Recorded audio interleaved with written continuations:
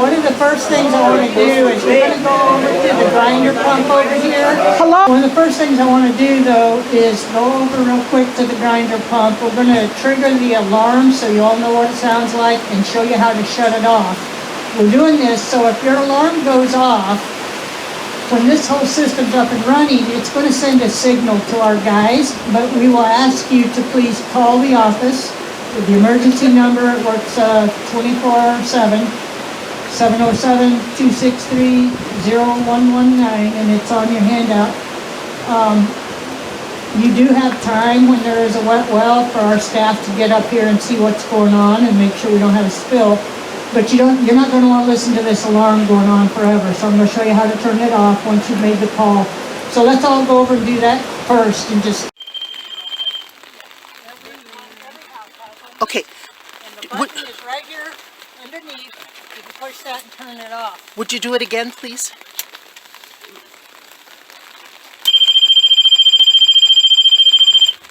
Okay. So you don't need to open this. Just reach under here and push that button. Okay. Yeah, I just had that so because we don't have to wait here and fill up water, so you guys are waiting so that will go off. Call the office if the alarm goes off. Turn it off. On a weekend? Yes. Yeah. What you'll get is an answering service, and they send out a dispatch to the standby staff who will head up here and see what they need to do. But it also will be sending a signal. We have communication stations throughout the so once it's up and running, You got the right plug in and 30 amp. So we can just keep going. Well, that's how they plan to do it when power outage is, instead of knocking on your door or whatever. They can just come out, plug in. I can use my own generator. Right, exactly. Yeah. And that's what that 30 amp is for them to come give the power. That's Oh, great. Bills will be going out this month. We bill every 2 months in advance. The first bills will be from the period of March 15th to May 15th. Every home that our contractor is completed and moved on will be getting a bill.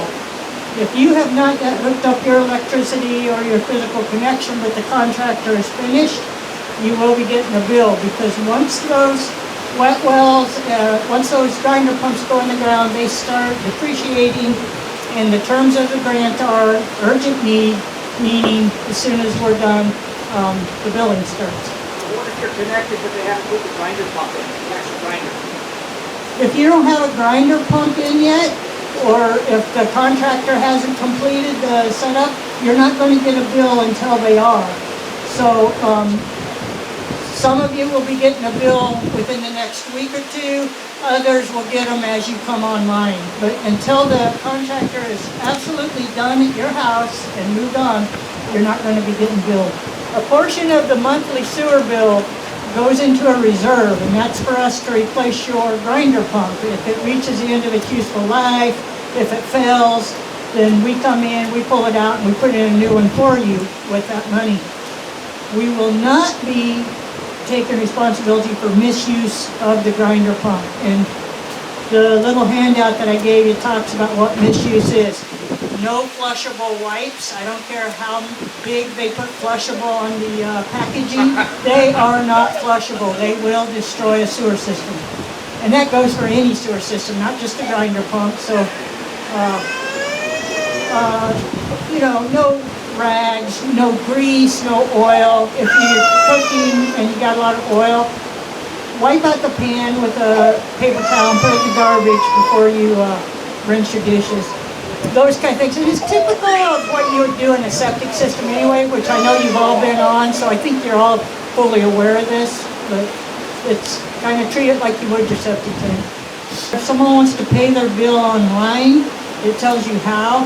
We did recently have a scam, a company called Doxo set up a site, so if someone searched special districts online payments, it looked like, it took you there and it looked like us. It had our phone number, it had a lot of information, but we never got the payment. Somebody accidentally made a payment through that.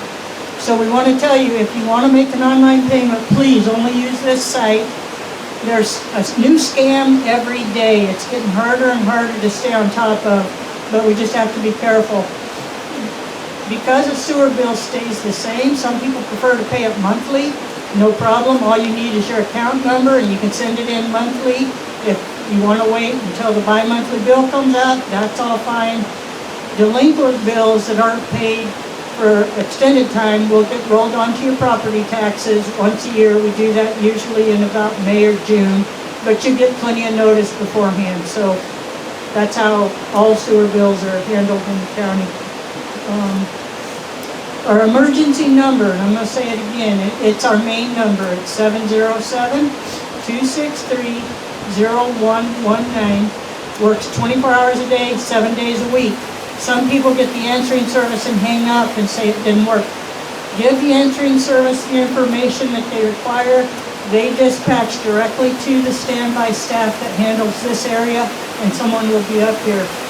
These wet wells can handle a couple days worth of waste. So if your alarm's going off, you're not desperately needing someone there within 5 minutes to avoid a spill. They give a little time, and we have time to get up here. In a power outage, we're going to ask everybody to conserve as much as you can on water, but we have a portable generator. Our staff has plans. They're going to go from wet well to wet well and pump your wet wells down so that you can continue to use your water and your sewer. But we would like you to, refrain from washing machines and excessive use, just to give it more time, because that is going to be a little bit labor intensive. And we do anticipate extended power outages, PG&E's power shutdowns this summer, so it's going to happen, but we've got a plan and we'll work on it. I know some of you have already put in your own generators. If that's the case, use all the water you want, because it's not going to be an issue. But those that didn't and are going to be relying on our staff to come up here and do that, just conserve as much as you can. Just wanted to know if he has his own generator, if that's something he can handle. It has to be a 220 generator.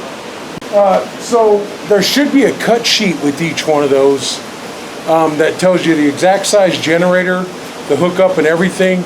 I speak from experience. We just had a sewer system installed the same way through IHS on the Rancheria. So we went through this year with having to go around and pump. But there was a cut sheet that the manufacturer gave us, told you the amperage of the generator that you need, because you do need a certain amount of amps to make sure it starts up, and it tells you the connection. And we were able to buy that locally here. I think we bought it from Lake County Electric. We had 45 of them on the Rancheria, and we had to pump all those during the power outages. Out there by your box, every grinder pump that they've installed, they've left a plastic bag full of information on your setup. So everybody should grab that, keep it handy, and that's where I believe you'll find all that information. If anybody did not find that it's right behind the pipe, right below the control panel. So if you didn't find it, you need it, let me know, we'll get you one. But the bill is $51.83 a month, and you'll get that every 2 months. So I got a question too. Sorry, it's already been answered, but property owners, I'm a tenant, they wanted me to be here. To install the electrical and the plumbing, do they need to hire a contractor, or can they authorize anyone to do that? That was the question. You do it up to code, you can do it yourself. Okay. yeah. Cool. Thank you. That's another thing. Some people here are property owners and their home is a rental, and they may want the sewer bill to go to the renter.